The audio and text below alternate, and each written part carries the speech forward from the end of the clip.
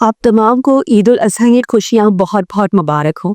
इसी के साथ बहुत सारे लोग मुझसे ये पूछते हैं कि किस तरीके से गोश्त को स्टोर किया जाए, किस तरीके से सेव किया जाए, किस तरीके से इस्तेमाल किया जाए ताकि वो हेल्थ के हिसाब से, सेहत के मुताबिक हो। सबसे पहली बात तो ये है कि जब आप गोश्त कुर्बानी कर दी जाती है और गोश्त को काट दिया जाता है तो सबसे पहले उसको अच्छी तरीके से सफाई कर दें पानी के साथ, जिसमें अगर कोई भी ज़रात है, उसके बाल है, खून लगा हुआ है तो वो अच्छी तरीके से उसको साफ कर ले। उसके बाद फौरी तौर पर उसको फ्रीजर में ना डालें, थोड़ी देर के लिए घर के अंदर किसी थोड़ी सी ठंडी जगह पर उसको ढाँप कर रख दीजिए 2 से 3 घंटे के लिए, ताकि जो गोश्त का टेम्परेचर है वो रूम एयर पे आ जाए। उसके बाद आप उसको कंटेनर्स पे डाल सकते हैं और वो कंटेनर्स बड़े साफ सुथरे होने चाहिए, या फिर अगर आप थैलियों में डाल रहे हैं तो प्लीज़ इस्तेमाल शुदा थैलियों में मत डालें, बिल्कुल साफ सुथरी न्यू थैलियों में डालकर आप उसको फ्रीज कर सकते हैं, या उसी वक्त अगर आप किसी रिलेटिव्स को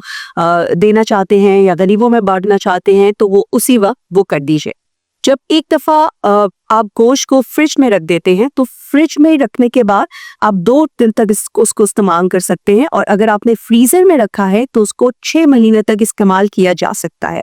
बेहतर ये होगा कि जब आप उसको सेव करते हैं तो साथ ही साथ उसमें डेट डाल दीजिए, क्योंकि अक्सर ऐसा होता है कि दूसरा गोश्त भी आता है और फिर आपको ये नहीं पता होता कि कौन सा गोश्त कब सेव किया गया है। तो आपको पता होना चाहिए कि फ्रीज़र में 6 महीने तक आप गोश्त को रख सकते हैं, उसके बाद उसको इस्तेमाल कर देना चाहिए क्योंकि उसकी एक्सपायरी होती है।